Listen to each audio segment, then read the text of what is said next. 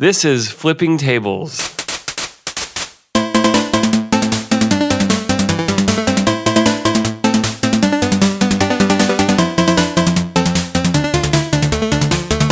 Welcome to Flipping Tables, a podcast about technology, gaming, and culture. This week we have Matt Duncan back to give us a little rundown on Is it Gamescom or Gamerscom? It's Gamescom. Gamescom. It used to be called Games Convention, but then they moved and renamed themselves or something along that line. Is it the convention version of pivoting? Did they pivot? But isn't it Gamescom with an M? Yeah. Yep. So is it short for conference? circumference? Or just commercial because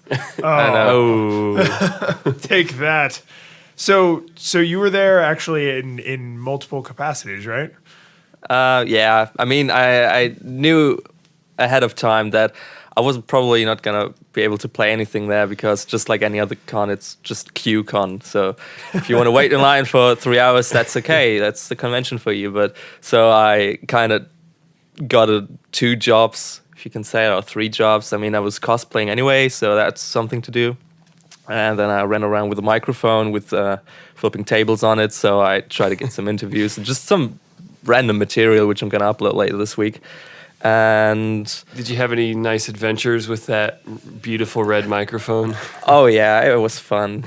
I mean, it was falling apart halfway through, but it was okay. So Mike and I were trying to figure out, did you dye the windscreen red, or is that just like a spray paint job? No, I just bought one. I paid money for this. Oh. I'm gonna send you the bill tomorrow. You probably should. It's Michael Edwards. I know his address. He knows. He actually does. No, but the windscreen was bought, and the other thing was made of foam board, which I had for cosplay reasons, and then just printed a piece of paper with cosplay reasons. Half of my inventory in my apartment is for cosplay reasons.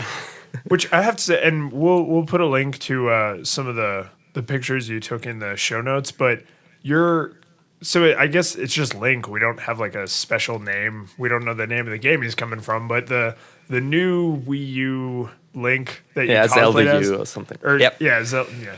Well, you know what? He deserves a game named after him besides The Adventures of Link. But your costume was amazing. Like, oh, thanks. Down to the little, like the gauntlets, the way they like scooped up at the end was like spot on. And like the almost Greek geometric patterns. Yeah. That was a shit ton of work. Yeah. It would have to be. I was blown away because when you said you were going to do it, I hadn't seen any of your other work.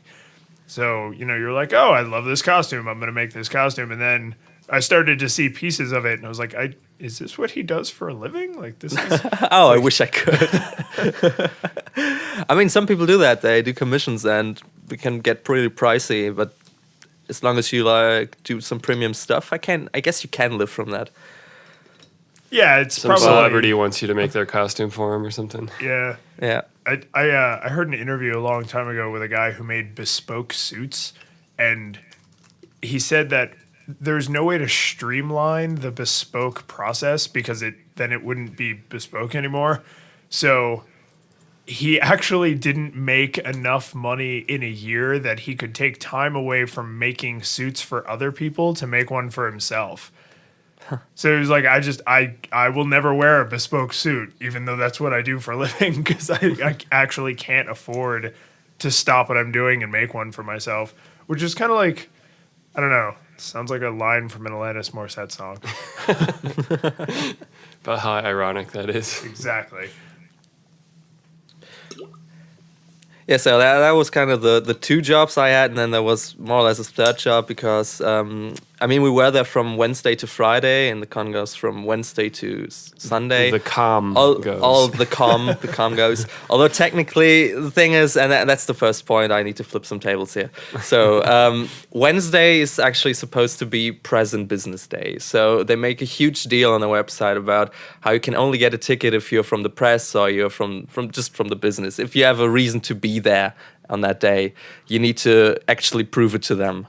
and that's why you can't just go anywhere and buy those tickets. At least that's what I thought. Yeah. So the thing is, my boyfriend got a ticket because he was kind of an exhibitor there, because in the they have a hall dedicated to cosplay, and he had an artist. There was an artist alley, and he could sit down there and draw for 5 days, or actually 3 days we only did, and that's how he got in.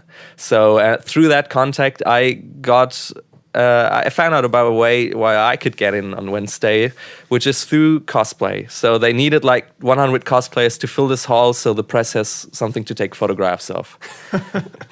Because otherwise this hall would have been empty, naturally. Draw me like one of your cosplayers. So you're not only do they have you there in costume, but you're almost like a fake attendee at that point. They're letting you in early so that there will be people there early, as opposed to just opening it early.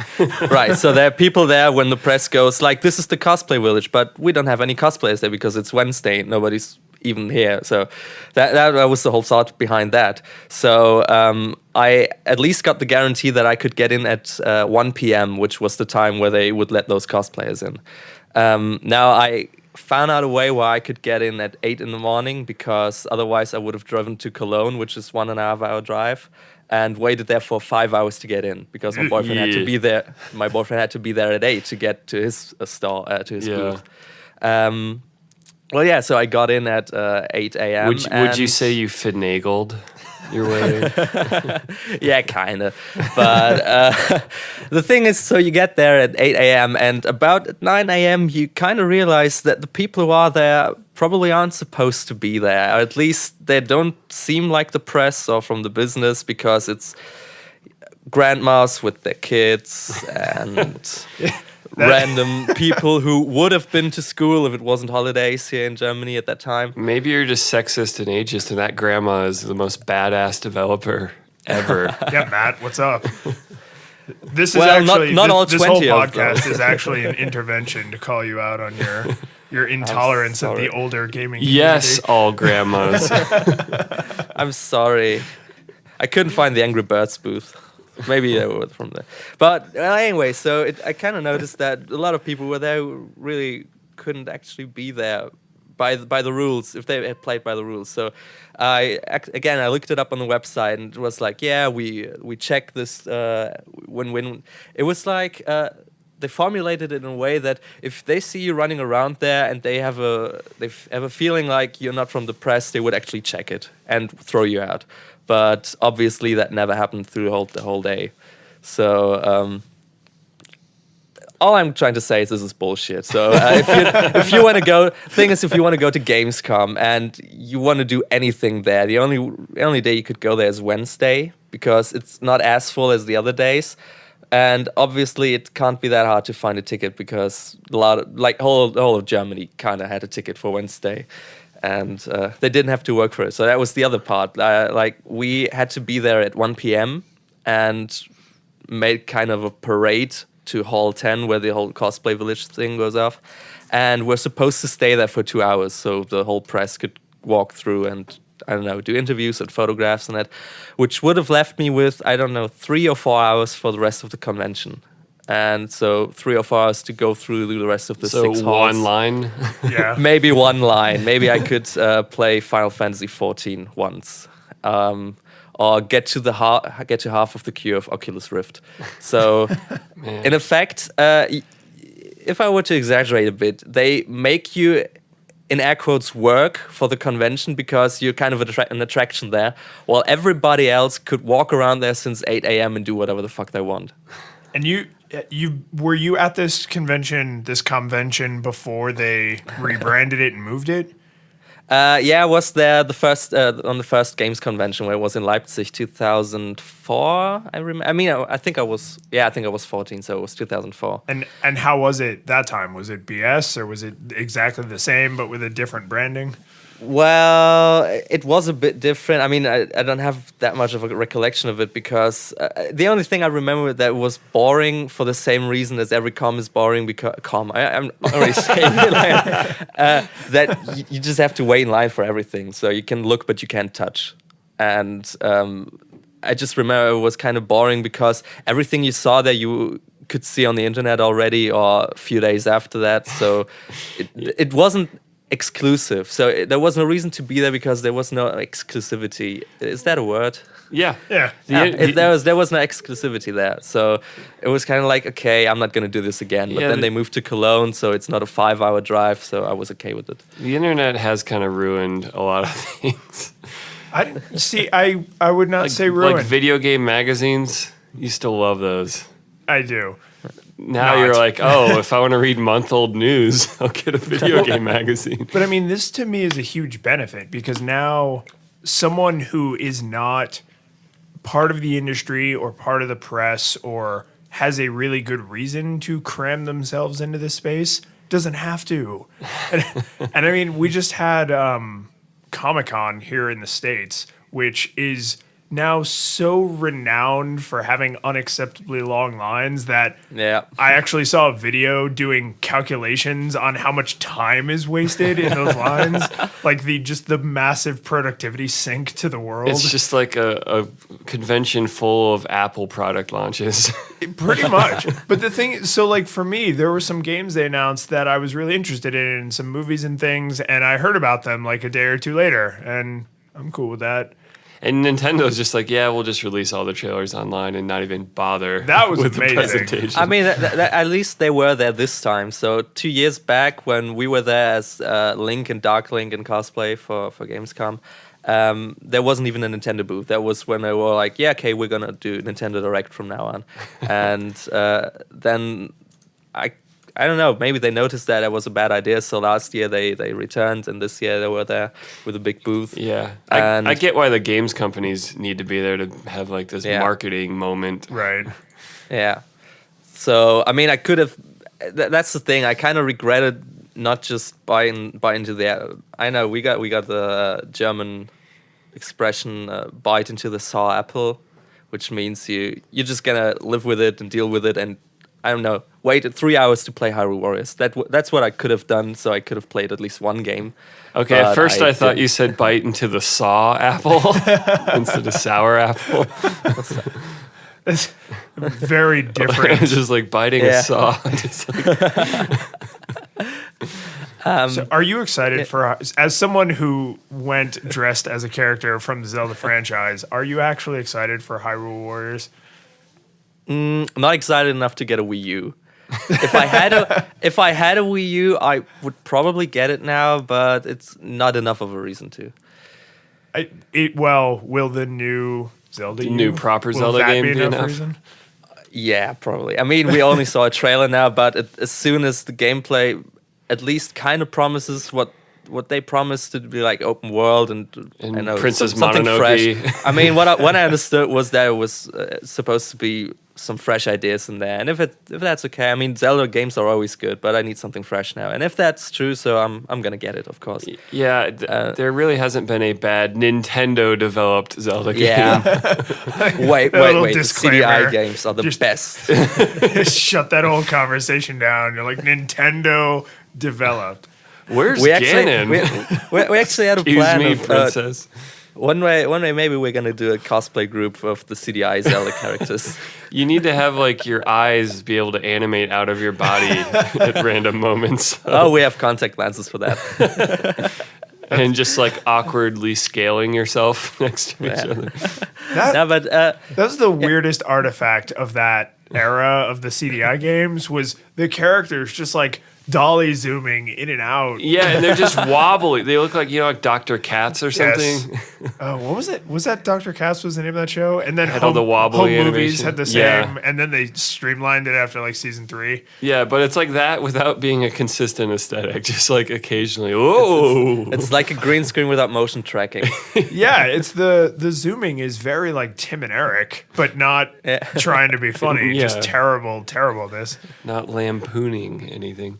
And I feel like we knew even back then what perspective was. Like it's not like they were like, oh, we don't understand that a character's relationship to the background. I think it's a pretty well ingrained evolutionary trait that we have depth perception. Yeah. But no one's like, why is that wolf getting bigger? It's like, no, it's coming to kill you. Yes. No one who's ever thought that survived long enough to pass their genes on. God, God, Zelda CDI. So was there anything good at this convention? Oh, wait. Yeah, I think that the indie booths were pretty cool. So in the hall where we were, right next to us, right next to the train and bus simulator, you found the indie booths. And there were some fun games, looking games. You could actually play them because there weren't any queues, or at least they weren't big. I know there were things like Broforce was there. I mean, we know that name. Some tree simulator looking thing, and some game that looked like Secret of Mana on steroids. I don't remember the name. I don't remember the name, but I filmed a bit of the screen so I can Was it put that in the video later. It looked like co-op. I don't know. I just saw it. The graphic style was very reminiscent of Secret of Mana. Take my money. Seriously. And it looked really fast paced. So looked like fun.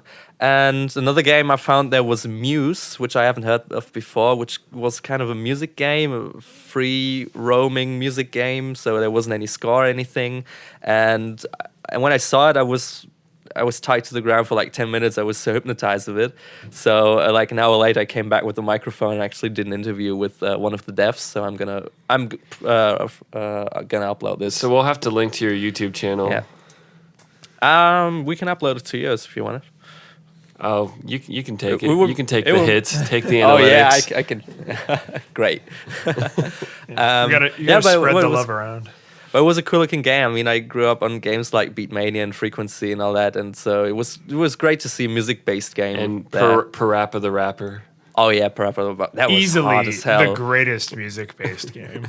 But it was hard. I don't know if it was because of the latency of the game system, but I found it to be very hard to be precise in that game. You know what killed me about Parappa the Rapper is, and I mean, you're a musician, both of you are, so you guys have like a good kind of internalized sense of rhythm, and that game rewarded you on an unclear structure for improvising.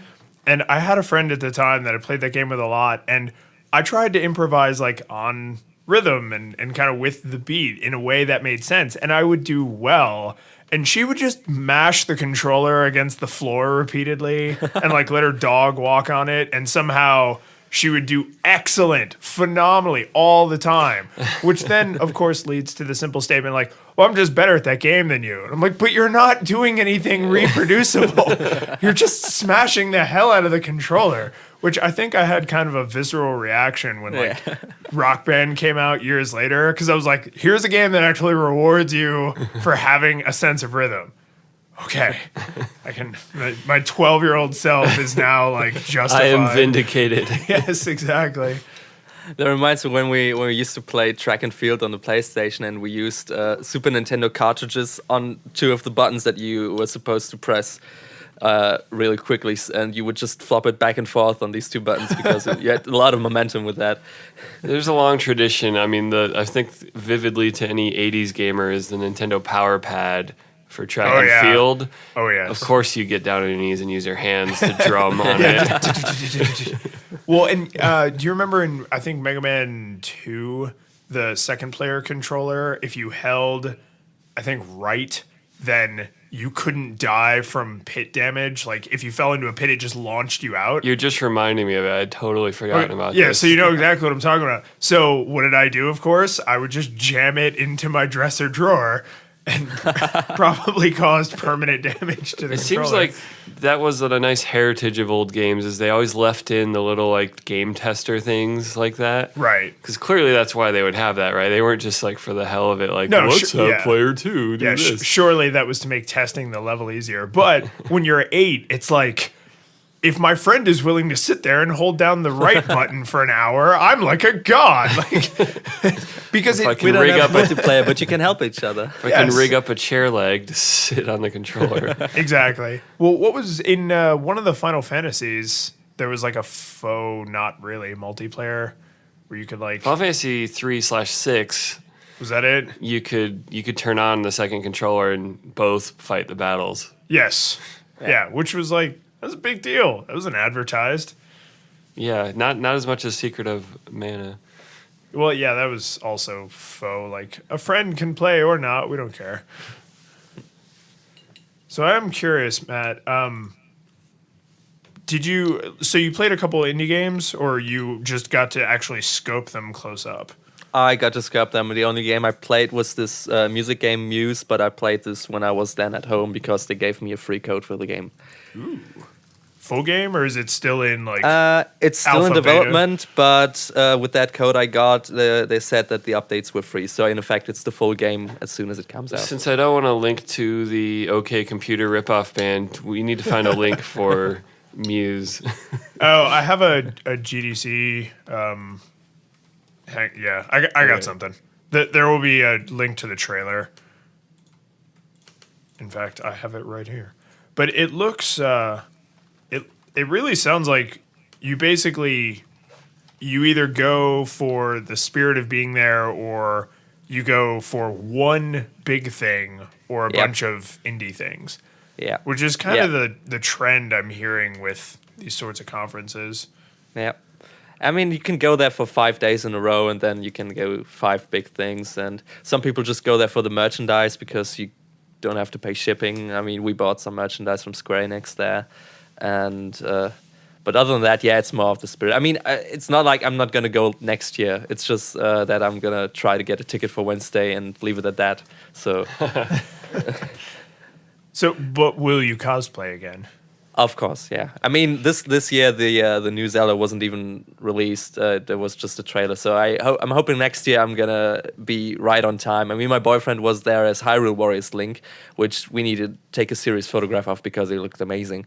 And that was one of the things at the Nintendo booth, that the people who worked there at the booth, who showed you the game stations and all that, I have a suspicion that they don't really know anything about Nintendo, because when a cosplayer of Hyrule Warriors Link stands next to you and the cosplay is perfect, and I'm not just saying that, but that's just the truth, and they don't recognize you, or at least they don't. I mean, you can see it in their eyes, the way they look at you. If they just look at you like the rest of the cattle that's just standing there to play the game, and you kind of get the feeling that, do they even know what this is? Do they even know why they're here?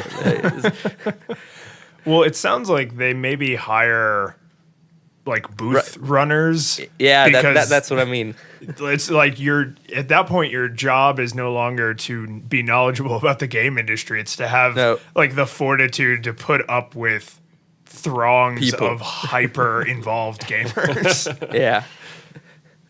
Yeah, but the thing is, then you hear stories from different booths. We have a friend who cosplayed from Borderlands, and they were at the 2K booth last year, and suddenly they were invited to a press shooting, and I don't want to say they're the official cosplayers now, but they're kind of like the billboard cosplayers for them. So they actually met the inventor, the character designer, who were like, yeah, this is so cool and all that. And then you go to Nintendo and nobody's there. That's the thing with Nintendo. You've got Nintendo of Japan, of America, and Europe, and Nintendo of Europe's PR is kind of a one-way road. It's always been the redheaded stepchild of Nintendo. Yeah, it's always just, you get the feeling like they're getting the money from the other branches, and it's like, yeah, there you go, do some promotion, and that's it, and localize a few games. But other than that, it's just advertisements, and they do this pseudo thing of on Twitter of, yeah, what are you excited for next, and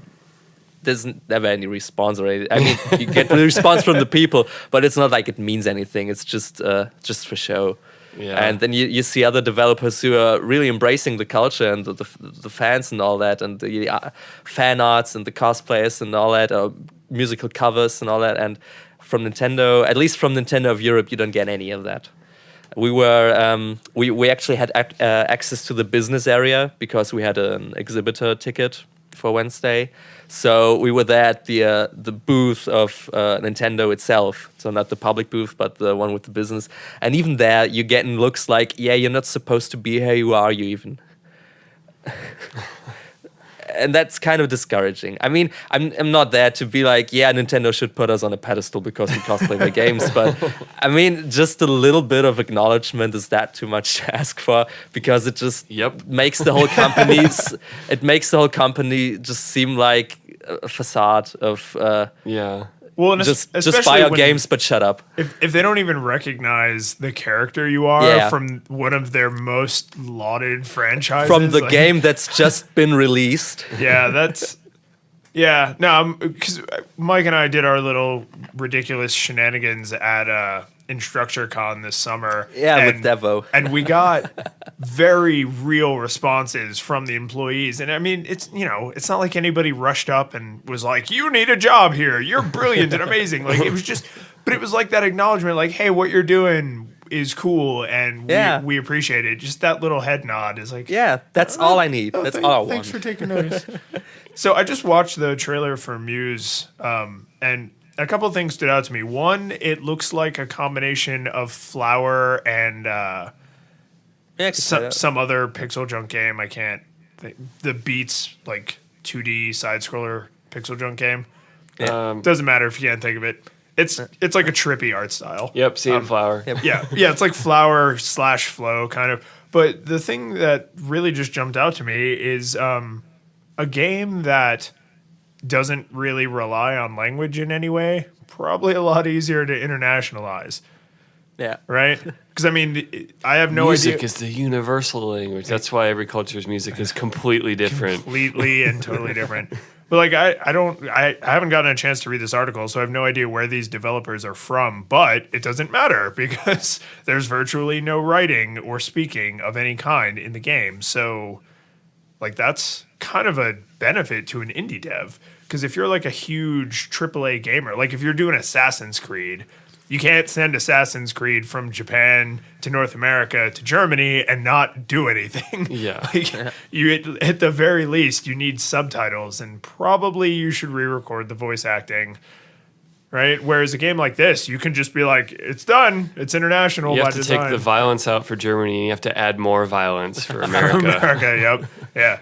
Now, when you cut a character's head off, the head just falls off twice. It just grows another head and it just falls off. You know they're about to put that in like Saints Row 6 or whichever one is next. At least that game is a wonderful parody of everything. That's true. There used to be a time in Counter-Strike where it was censored in a way in Germany that when you shot somebody, they didn't die, but they just surrendered and got on their knees and with their arms in the air. It's not What? a joke. What? That's like a huge change. It was from the times of, I think, 1.6. I don't know if it was for a long time, but it used to be that way. Okay. You just need to make them robots or something, and they're like no longer functioning. I need. Oh, robots? Command and Conquer in Germany only has robots. They never say these are human soldiers. It's always robots. Okay, so I think With red oil that spills out. Okay, wait, no. Did you guys play Mortal Kombat 2 back in the day? Like Yeah. on either Super Nintendo or Genesis? Do you remember there were Game Genie codes to turn the sweat different colors? Do you remember this? No. Okay, so No. when you hit someone, at least in the American version, it might have been different in the arcade or in other countries, but when you hit someone, there would be a spray, but it was kind of like a white clear, and they were like, oh, it's their sweat, like you're punching them and it's knocking sweat off. Well, because that was its own sprite, there was a Game Genie code to change the color of it so you could make it red so that it looked like the blood that, let's face it was supposed to be. But Yeah. you could also make it like a neon pink or like green or yellow or black. It might have been for the first game because the second game had blood on both platforms. Maybe it was the first one. Well, the first one, Genesis had blood and Super Nintendo didn't, and that was like a big like Genesis is cooler because we got blood. Yeah, I had a Super Nintendo at that time. So. America is pretty fucked up. So I think I'm finding some positive search results for the Counter-Strike surrender animation. So I'm gonna go ahead, and even though I have not actually found this yet, I'm just gonna throw it out there. I will have a link in the show notes to this ridiculousness. Because I'm imagining if you see the animation of a person getting shot, and then the person you shot like drops to their knees and puts their hand up and is like, I give up. Then you're no longer playing a war game. You're playing like paintball, the video game. Because like you're hyper aware that you're not dealing lethal damage. Yeah. That's two uses of the word hyper. Because we're not just aware, we're really super mega ultra hyper aware. Over In 4 exaggerated. Yes, I'm 4 dimensions of aware.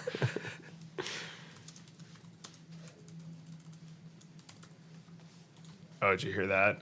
That was the long, awkward silence of death. I was just listening to you type. I really, it's sort of like the ice cubes in my glass. Yeah, Typing. I want to hear those again. We gotta get an expansion for FF14. So they had a Square Enix had a booth there with Final Fantasy 14 on the one side and some Kingdom Hearts re-release remix stuff on the other side. And the waiting times for Final Fantasy were, I think, 3 hours to play some An existing game. Wait, yeah. I gotta cut you off with an important question. All right. You said they talked about Kingdom Hearts Ultra Super 1.85 Remix Redux HD Edition, but was there any mention of Kingdom Hearts 3? Why would you think that? God damn it! Square They had Enix. some kind of music game that, but I didn't get down to play. Square because Enix there were is other people struggling, man. I mean, they're putting Tomb Raider out on the worst new console. They're Zing! But so Thief I sucked. I'm pretty sure I couldn't drive a car when the original Kingdom Hearts came out. I have a kid now. When When the first Never. one came Just give out, when the first one came out, Hercules was a cartoon people thought of Disney for. yeah, yep. What kills me the most about this is it's now been so long and there's been so many whiny lightning starring Final Fantasies since then that if that franchise wasn't already doomed to become like emo anime, the video game, it's now they have to go whole hog, don't they? I mean, I remember seeing the trailer for Kingdom Hearts 3 at, was it 2? I think it was last year. Was it last year at Yeah. whatever thing? I think it was last year's E3. E3, thank you, God. But it was nothing. Like it was Yeah. just a fully rendered who gives a crap. It could have been a fan video that somebody made for all we know. At least they didn't go like with Dragon Quest, where it's like, how about DS only? And we're gonna change the game to be very, very weirdly mobile. I honestly because then like it's done. Like it's like okay, That's true. They can ship it faster. well, but not even that. It's just like okay, the game came out. It's on a system I don't have, or they changed it in a way I don't like, but it's done, right? You just want it to be done. Yes, Half-Life 3, like just release something. something. Well, I don't have the same attachment to the Half-Life series, but like Kingdom Hearts came out at a time in my life when I played a lot of video games. I've always It changed your life. It did. My body was ready at that time, and I am no longer ready because I've been waiting. Like it was everything. It's when you're like 14 and you're a huge Disney nerd and you're a giant Final Fantasy fan, and they're like, "Hey, it's Final Fantasy Here's Disney all game." those things you like. Yeah, it's like I thought it was a joke for so long because I was like, that can't be a thing. And then I played it and it was awesome. And then the second one came out and it was awesome. And then they did a bunch of stupid bullshit and it was terrible. And then a decade Square Enix passed. has been doing lots of bullshit. I mean, like, so they did the Deus Ex reboot, which was awesome, and then they're like, let's release a sequel only on the iPad. And That is a weird decision. everyone was like, new Deus Ex. I think so. Nintendo probably has the market cornered on this. There we go. The market cornered on this idea of here's a game for the Wii U or whatever, and then here's a sequel on the 3DS, or here's a game on the 3DS, and here's a sequel on the Wii U because they can. Here's a game you can play on both, like Smash Bros. Well, but I think It's rare, though. But in the case of Smash Brothers, you can kind of pick one and be done with it. But if you play like the Dragon Quest series, if you didn't want to own a 3DS but you want to keep playing Dragon Quest, now you have to buy another console. Yeah, it's them helping their lagging console. Right. But to go from a multi-platform AAA game like Why Deus haven't- Ex and then make it an iPad game, it's like, are you in bed with Apple or are you just insane? I wonder if they made a lot of money for a $5 iPad game. I don't know. If they already had an engine and they didn't have to do a lot of upfront R&D. They just had to scale everything back. But I mean, like, if they had, like, a toolkit ready to go, that's a lot of your work. If they didn't have a toolkit or developers, maybe they used it as a way to train their developers up on mobile dev. I just don't know, since Nintendo clearly knows how to milk their old franchises forever, why haven't they announced Pokemon for Wii U? Because wouldn't that help them immensely? I feel like Pokemon does not need a lot of front loading.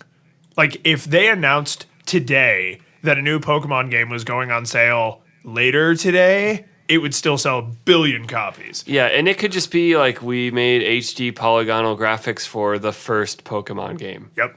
And sold. And the internet would shut up and take my money. And then you could do that every 6 months with every Pokemon game that's already been made. Redo all of them. And just release like the Square Enix crappy polygonal Final Fantasy remakes, which I despise. The little like midget polygon style, can't stand it. Except for in Final Fantasy 9, it's okay. Well, because they had enough detail that it didn't feel like giant hoof hands. I think 8 was all right. The first time I saw 8... No, because they were human proportions. Yeah, they were humans. That was the first thing I noticed back then. It was like, oh my god, they look human, not like in Final Fantasy 7. Yeah, that was enough for me. Final Fantasy 7 was a weird... Because we know now, in hindsight, from seeing like Advent Children and whatever the hell the PS game was, the PSP game with Zack. Crisis Core. Crisis Core, yes. So we know now that those characters were supposed to have human dimensions. Well, even the CG videos from 7, they were a little more human proportion. They were pretty human proportion. They were. They definitely were. But I feel like that was a little... It was like, oh, well, the FMVs. I just like how those look worse than games today now look way in-game. Worse, yeah. And they're like 10 frames per second videos. Yep. But I feel like that was... They didn't have the connection wasn't expected. Like, when you saw the FMV, you were like, of course it looks different. It's an FMV. Yeah. But then later, when, like, the movies and all the supplemental material started coming out, you're like... Why is Cloud 3 feet tall and have hoofs for heads? Why is Tifa a pair of boots and a breasts? And that's it. Why is Barrett like 11 feet tall? Like, has no one noticed that he's a giant? Yeah, it's weird. Even the battle scene models were human proportion, but not the overworld, like the regular. Yeah. Why didn't the overworld just use the battle models? Were they too high res? It shouldn't be, because it was just a picture background. Yeah, I mean, there was more going on. There was like no other polygons they had to draw. Now I'm confused. But I think the biggest WTF of Final Fantasy 7. Okay, maybe there's more. I think of the save ? Rainbow thing. Yeah, what was up with that? What is that supposed to be? I don't know. Like, the other games are like, oh, it's a campsite. Right. Yeah. And then later it was just like a magical spot. Yeah, here's an orb that you touch and you're healed. Yeah. But just giant question mark. Interrobang. But it looks like a Mario Kart item block almost. Oh, man, it totally did. I mean, the colors were like, they're backwards. Or inverted, I guess. The other thing was colored. It was just like hot pink and teal. Yeah. I already got it in the notes. Yeah, man. See, this is why we need to be reflective about old games that we have nostalgia goggles for. Because I think if you took a lot of people who are Final Fantasy fans and asked them, they would say, yeah, I love Final Fantasy VII. It's the best one in the series. And then you started making them think about these things individually. They would eventually be like, yeah, that game's pretty dumb. I guess it's the same thing that happened when Egoraptor released Sequelitis of Ocarina of Time last month. I think Ocarina is way overrated. That's my favorite one. I mean, I know there's only like 4 of his little videos, but that one, it's just... I was upset at first because I thought he was just going to shit all over Link to the Past, and I'm like, no, that game holds up. You shut your mouth. But he actually had some really great things to say. And later in the video, he was actually kind of praising Link to the Past. Oh, yeah. Well, I mean, it all started in the playthrough of on Game Grumps of A Link to the Past, where he and John were arguing about which one is better, and I mean he was on the side of A Link to the Past from the first video, I guess. So I kind of knew in advance that there was going to be this way. So, but the way he shat on Skyward Sword, I mean I've never played it, but now I do want to play it. I like Skyward Sword. I mean I haven't disliked a Nintendo developed Zelda game yet. And I'm sure Skyward Sword would end up being like 4th or 5th on the list, but it's a good game. Yeah, I guess what it kind of comes down to is it's not like, is this a playable game or an unplayable game? It's just like, is it playable, and then how good is it compared to the other Zeldas? I mean, because that's the problem, is when you're no longer competing against average games, you're competing against this like super great franchise. So I mean, I think This the hyper-great reasons to franchise. hate on Skyward Sword are the same reasons to hate on any Zelda game, are stupid in between dungeon stuff, shenanigans, townspeople things. Backtracking fetch quests. Yeah, and that's part of every 3D Zelda game, and it's barely a part of Link to the Past. You Yup. basically get to do whatever you want the whole time. Well, that was what I'm sorry. A Link Between Worlds Yeah. is every bit as good as Link to the Past and maybe better. I Like, think it's better. I just It I was seems blown shorter. away. Yeah, it might go be ahead. shorter, but it does have like 9 or 10 dungeons, so I'm like, I'm good. Yeah. Yeah. Well, and I felt like the story was like a little predictable, but I didn't care. But Zelda stories don't Those really. are always predictable. Oh, it was Ganon. well, Oh, right, but I mean like the way, so spoilers, but I mean like the way the evil princess from Low Rule turns out to in fact be evil, and it's like, oh, the character that looks exactly like Zelda except looks evil is evil, but only kind she of. was just misguided and desperate. Yeah, I know. Because they redeem her. All right, fine, they do, but I think it was a guy. No, that was the shopkeeper. Spoiler, was Low Rule Link. yes. Who was too No. I mean the person with who turns everyone into pictures. Oh yes, yeah. the wizard. The wizard was Yeah. the guy. But I mean, the wizard was working with whatever her name was from Low Rule. Yeah. Low Rule. Well done. That's just a retroactive pun on Hyrule that they invented. Oh yeah. I mean, the first time I had it was like, what the But fuck? Nintendo's then- really and up- that makes sense, and it's good. Like Miyamoto has long been really upfront about, even though he doesn't really do the Zelda games anymore, but like story comes last, and he makes a game and a game Yeah. mechanic, and then they slap Mario on it or they slap Zelda on it. Yeah, which I would say, like, on the surface, that sounds like, oh man, story comes last. But then it's like, oh no, wait, that is actually not the most important element because it's Yeah. a game. So if it's a fun game, but then the story's predictable, that's okay. That's He's really not making okay. Xenosaga. Oh, jeez.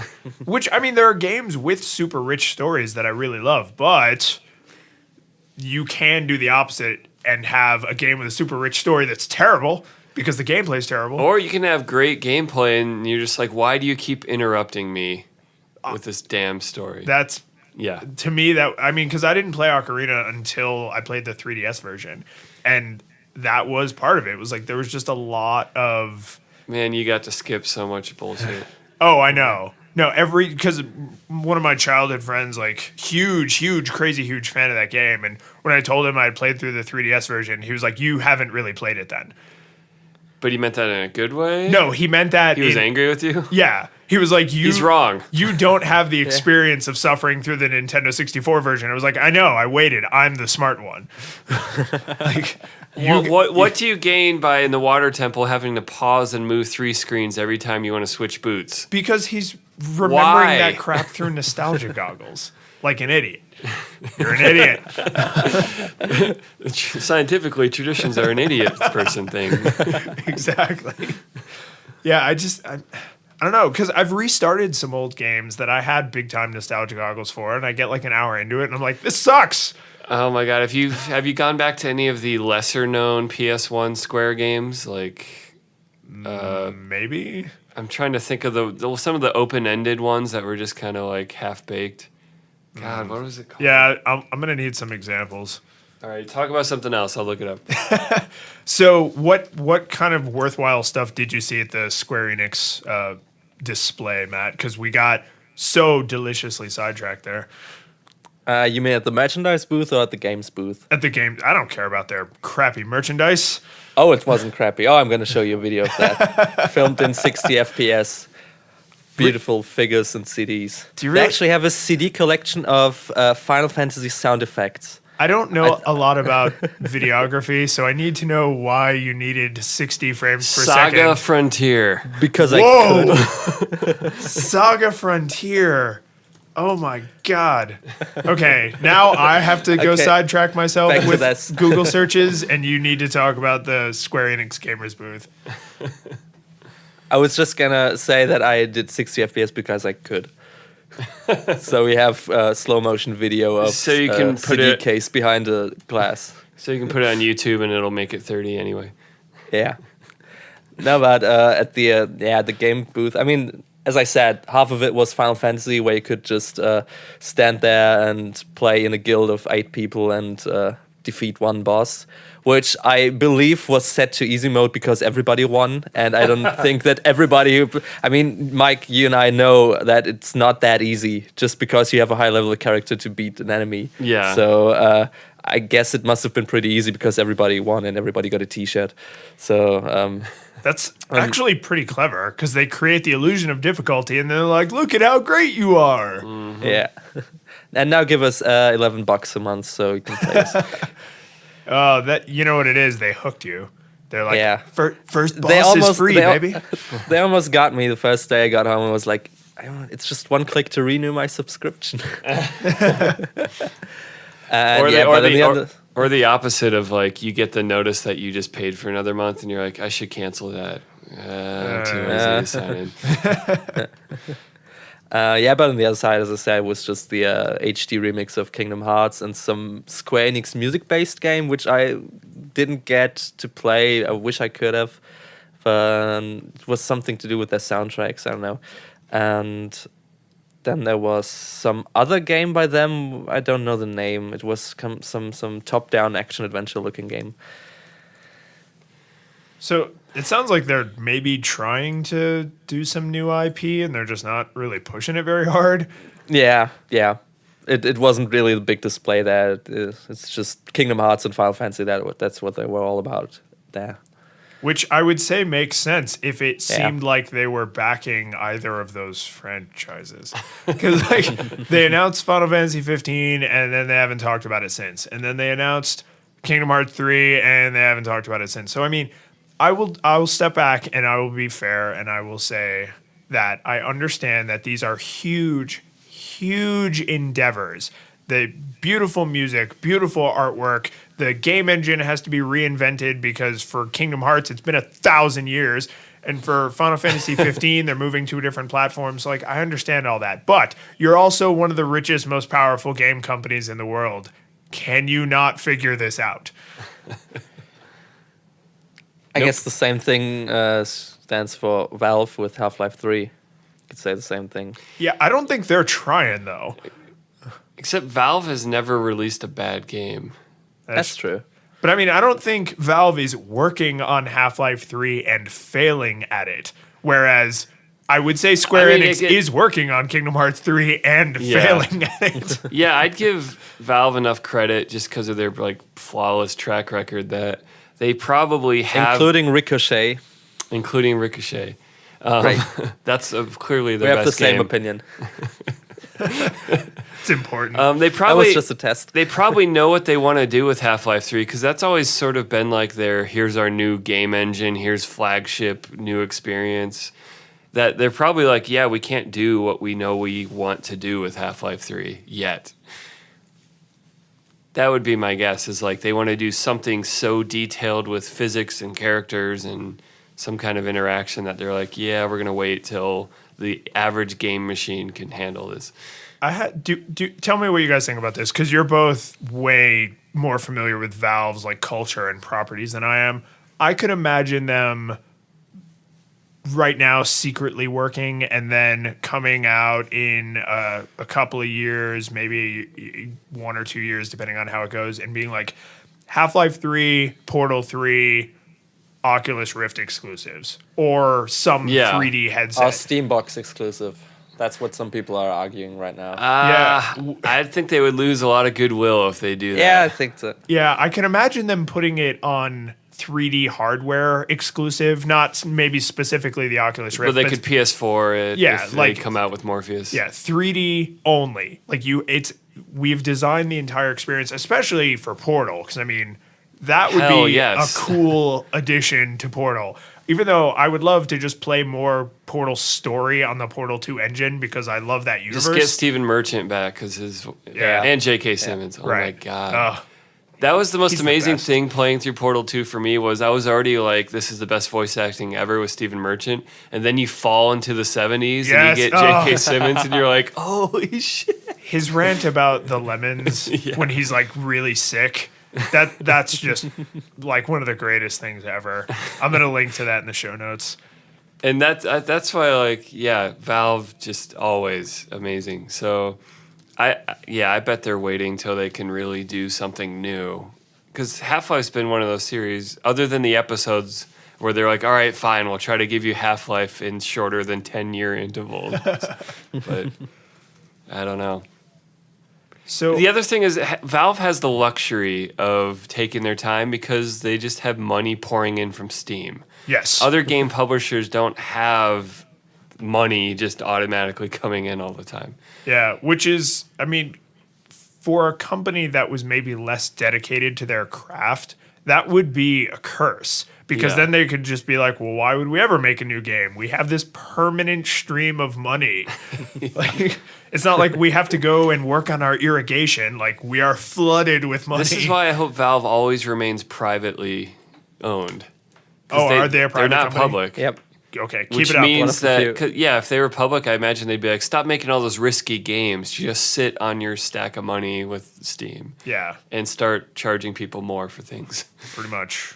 So, yeah, stay the course, Valve. Just keep doing what you're doing, man. I think are we coming up on an hour here? I think we got to be careful. See, I was 'Cause late. We don't know what happens when you go beyond an hour. We don't. Yeah. I'm the irresponsible one. Also, who this is a late. bonus episode. We make the rules here. We always make the rules, Matt. I just want to get in one more picture. I already posted it on Twitter and I think Google Plus and Facebook as well. I just really want to get this one in and have two of you discuss this. Okay. I'm just gonna put this here, the image link, and describe to the listeners out there what you can see. Okay. I'm kind of nervous, and I also can't copy paste. I apparently. know this picture. So, in the beginning, there were iPads, and people Which we made fun of. Oh God. and people used iPads to take pictures and record video. But then there was a new challenger that arose.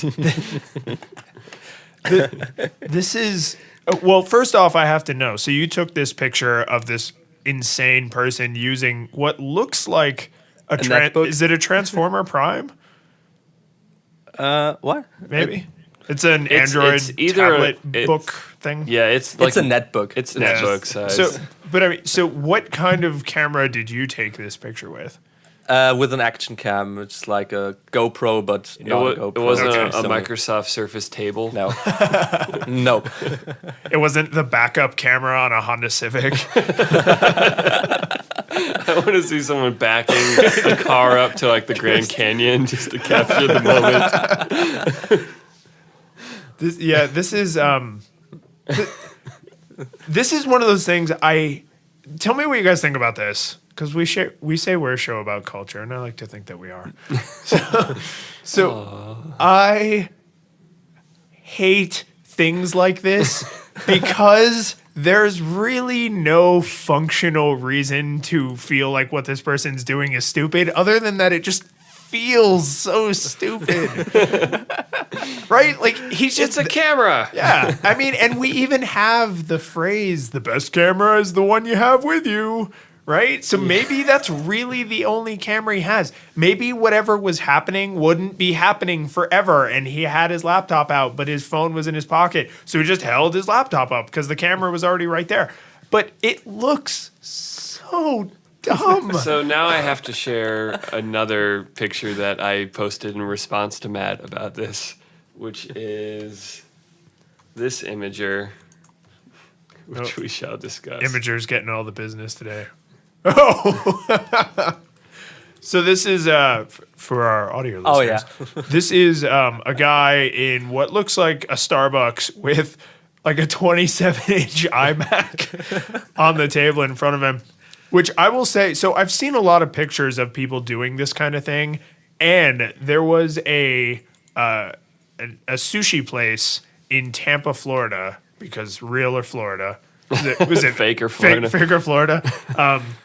I actually saw a young man go in and set up an honest-to-God tower and CRT monitor and then sit there and play World of Warcraft the whole time that I was in there eating. And the thing is, this is not an accident, right? Like, a 27-inch iMac is not... Everything happens for a reason. Everything happens for, like, a look-at-me reason. Right? I mean, a tower and a CRT monitor is probably 20, 25 pounds worth of equipment. I can believe that guy maybe have been going for a spectacle, but this iMac, I don't know. You really think... Apple users in Starbucks is a stereotype for a reason. Well, okay, so let's see if we can justify this. So let's say that guy has one of the newest iMacs, the super thin, super light ones. He doesn't, but sure. How can you tell from this angle? I don't know. Let's just say he did, because it's hard to tell from this angle. So how much... You have one of these, don't you? Yeah, How much does it weigh? maybe 20 pounds, maybe 15. I don't know. So would you say 15, like definitely under 20? I don't know. Well, I'm just curious, because it's like... I know there was a time when laptops weighed like 8, 9 pounds. I'm looking it up. They were like briefcase size. So I'm just thinking like how outlandish. 21 pounds for the big one. Okay, that's pretty damn outlandish. That's pretty damn outlandish. That's like carrying 4 gallons of water around as your personal computing device. Yeah, okay, I got nothing. Because if it was under 20 pounds, if it was like 15 or less, then I would say like, well, maybe he just really needs the big screen. Maybe he has like a visual acuity problem, but it's light enough that he can carry it around with him and it doesn't draw that much wattage. So you can, but I can't. Not if it's over 20 pounds.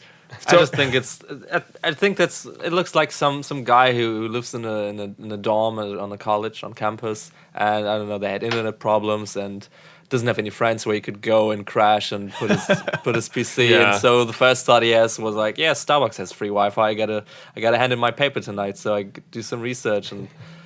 It's benefit of the doubt. I like how there's still another Apple computer in this picture. The back. See, but between the two of us, you are the smarter person, Matt, because what you did was you went for the one-off, why would a person do this once explanation. Like, you think he's doing that yeah, regularly? Well, I was looking for like, well, maybe he lives out of his car, but owns an iMac, Yeah, owns a very expensive computer. I was basically trying to like pre-optimize this. Like, how could a person live carrying a 20-pound computer with them? Man, I wish I could afford an apartment. Better buy a $2,000 computer. There was a picture on Reddit yesterday of a homeless guy playing his Xbox in a backyard. Yeah, but that guy, his dope. equipment did not look cutting edge. Like, not that a homeless person should spend all their time playing video games because it's not a particularly productive use of your time, but he at least didn't have like the Panasonic curved OLED TV, you know, He has Oculus Rift. with like a rumble chair and like a $200 Bose gaming headphones. mouse and gaming keyboard. Exactly. So that guy, I guess, gets a tiny, teeny pass. This guy, I kind of want to know his story. This guy. This guy. All right, I think. I wish I could have interviewed that book guy. You should have. You should have been like, sir, do you need some kind of philanthropy to give you a real camera so that you don't look like a tool in public? Oh my God, this is an Onion article waiting to happen. We need a charity to get people with iPads, iPhones, so that they can take pictures in public without looking like tools. This is it. This is the charity of first world problems. Matt, where can people find you on the internet if they want to see some of your awesome cosplay Or I think you're going to put some of these interviews you did up on your YouTube channel. So where can they find you there? Okay, so YouTube, I mean, everywhere it's Echolog. So youtube.com/Echolog. Another part of the Facebook.com/Echolog. consistent username party. Yep. Yeah, I'm- except for I'm Google doing- Plus, where it's Matt Duncan. I'm doing a little dance over here because we also have a consistent name person on this side of the pond, and it's not Mike. You know, if Twitter keeps fucking things up, maybe I'll switch to not using Twitter and then I'll be consistent. That is, yeah. So that is a way to solve that problem. just cut away the fat.